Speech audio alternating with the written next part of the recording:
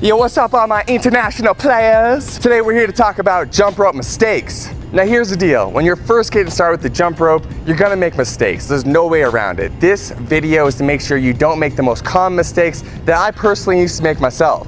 Story time. So about 13, 14 months ago, Dan and I came together to create Zen Dude Fitness in a real way. We were like, yo, let's go all in on jump rope. And so I knew when I went all in on jump rope, I had to figure out how to jump rope like a ninja. And the way I was able to transition over the last 13, 14 months from going from a novice to now being pretty skilled with the jump rope is by avoiding these top jump rope mistakes I'm about to get into in this video. Now before I get into these top jump rope mistakes and how to avoid them, I want to mention that we still got this free 4-week challenge for y'all. So if you want to join that, you can click the link in the first line of the description, or you can click the button in the top right hand corner of the screen right now. Also, the jump rope that's going to be used throughout this video you can grab. Let's get into this video, shall we?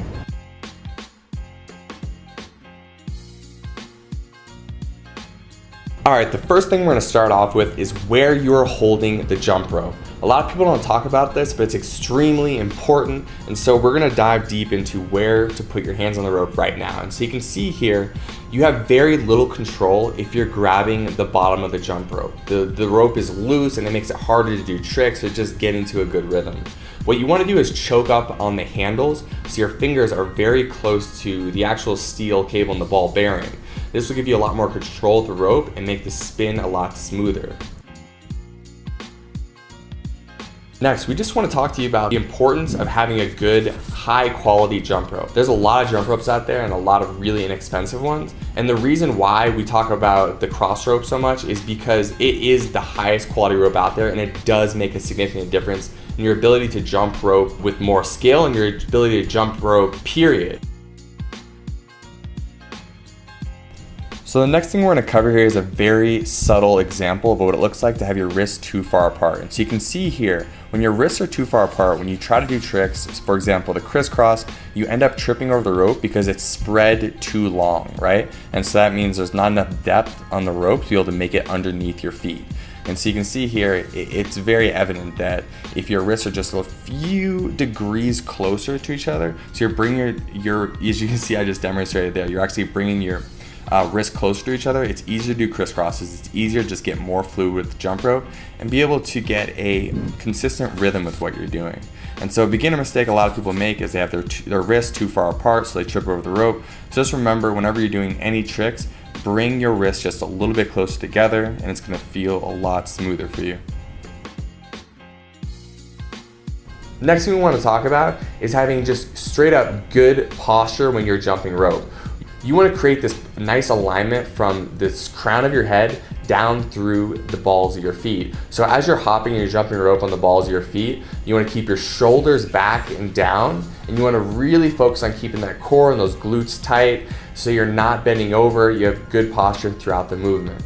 Next thing we want to talk about is how high you're going to be jumping off the ground when you are jumping rope.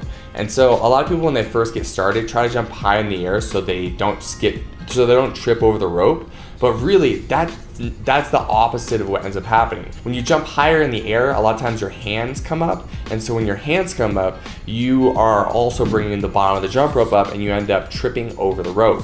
When you come just in a ½ inch or an inch off the ground, you have much more control. You're able to spin the rope more smoothly and your body isn't flailing around all over the place and you're controlling this movement. The final thing I want to talk about is just your ability to get into a flow state while you're jumping rope.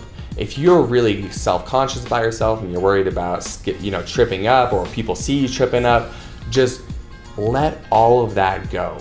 All that, worry about like messing up or like not, getting as good as you want to, as fast as you'd like to, like don't worry about that stuff.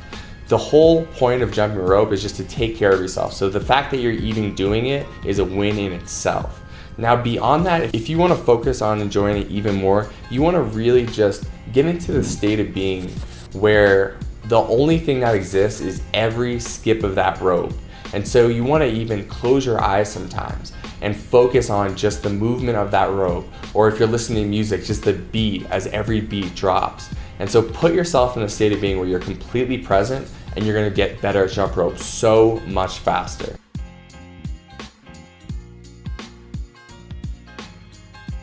Finally, if you've enjoyed this video, if you like this video, please give it a like. If you have any questions, go ahead and drop them in the comments below. Please subscribe to the channel. ZenNu Nation is growing day by day. We appreciate each and every one of you so much.